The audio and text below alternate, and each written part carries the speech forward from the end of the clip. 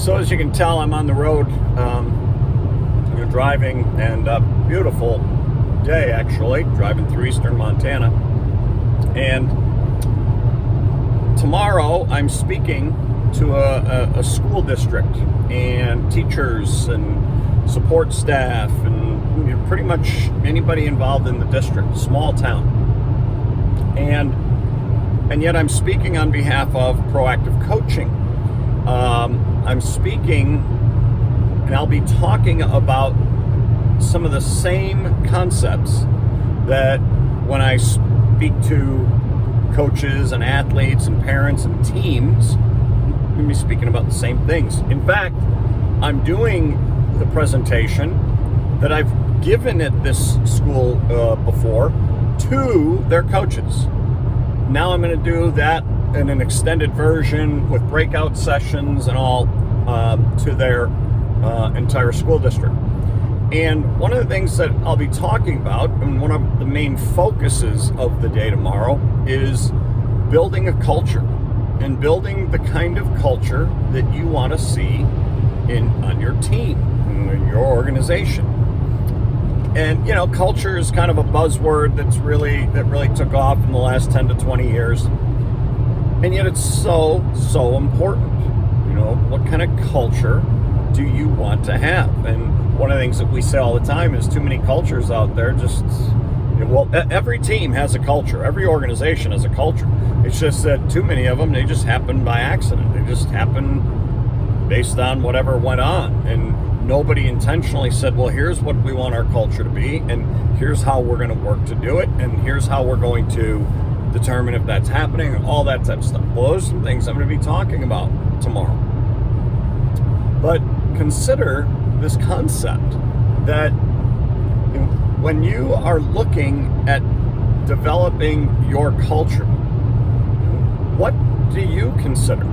And what do you want to see in your culture? And then how do you plan on going about getting it? And I think it's really important because, I'm excited that this entire school district is looking at doing this, because this is what they need. I'm not even necessarily speaking about that specific school district. I'm just saying in general, this is what any school district needs. This is what any team needs. They need to look in the mirror and say, okay, who are we right now? Do we have a culture? Well, yes, you do. Every team has a culture. But how did it get the way it is? And how do we determine, yep, we like it, let's keep this going, and let's try and make it better in this way? Or, oh no, we need to get rid of this, and we need to start doing this, and things like that. Because you have a culture. And whether you believe it or not, or know it or not, you do. Other schools, other teams in this world that you compete against, other communities, around you, they feel certain ways about you. Well, the way they feel about you is what your culture is. Now, did you create that the way that you wanted it to be created, or did it just happen? And the beauty of this is you can always change.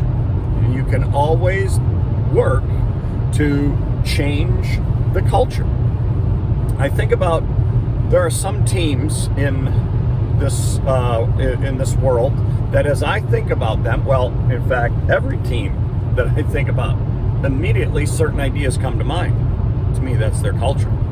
But I think about here in my state, over these years, there's a school in Dillon, Montana, Beaverhead County High School, Dillon, Montana, and there's a culture there.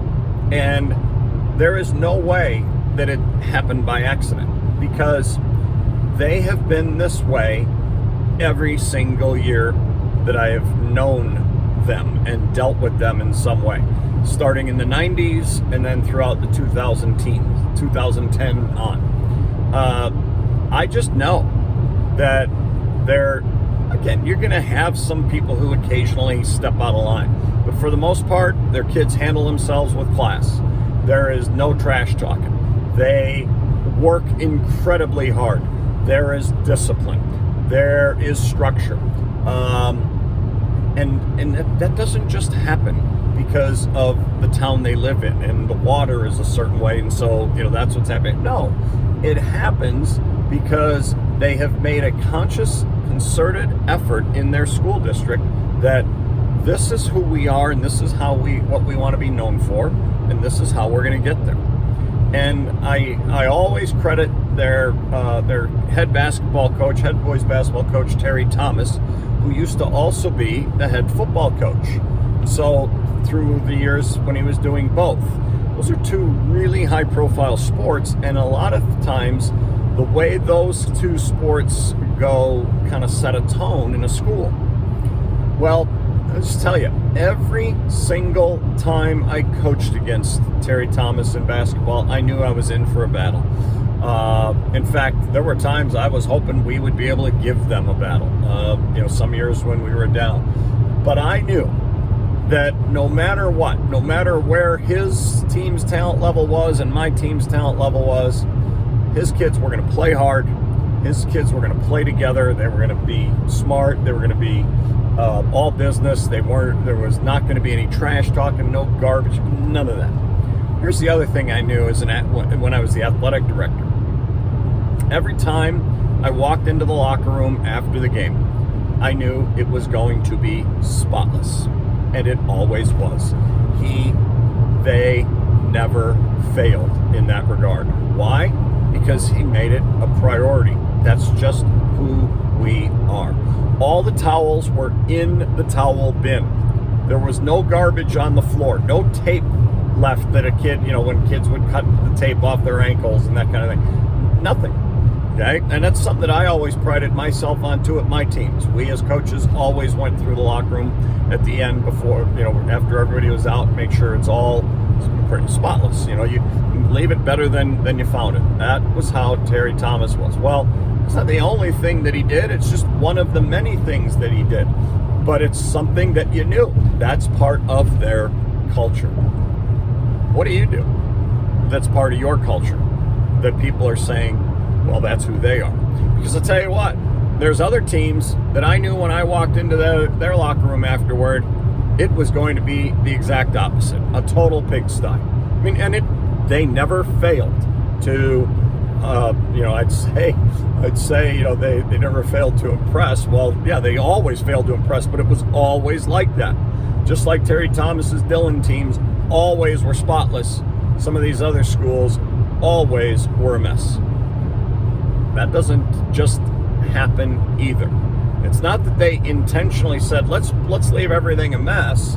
It's that they didn't intentionally decide this is important to us, this is what we want to be known for, so we're going to make sure we clean this place up and do that. And some people say those are little things. There are no little things. There are no little things in sport. I used to say the little things are huge. I guess I still do. But I just, in the last few weeks, heard somebody saying, I think it was Drew Bledsoe on the Trent Dilfer's Beyond the X's and O's podcast, which I just talked about in another video. I think I heard him say, it might have been Dilfer, but I think it was him say, there are no little things. Everything is huge. And absolutely right. And I'm going to touch on that maybe in the next video, but certainly at some point in the video I'm going to touch on that. I did something on Trent Dilfer's How You Do Small Things is How You Do All Things. He even mentioned that in that episode with Drew Bledsoe, former NFL quarterback for the New England Patriots. But Bledsoe saying, yeah, there are no little things. Totally agree. And that I think came from Belichick with the New England Patriots. So anyway, I may have rambled a little bit there, but my point is, I'm going to be talking about culture tomorrow. You have a culture. What is yours? And what are you doing to intentionally create the culture that you want? It's up to you. Make that determination and then go out and do it. Talk to you again next time.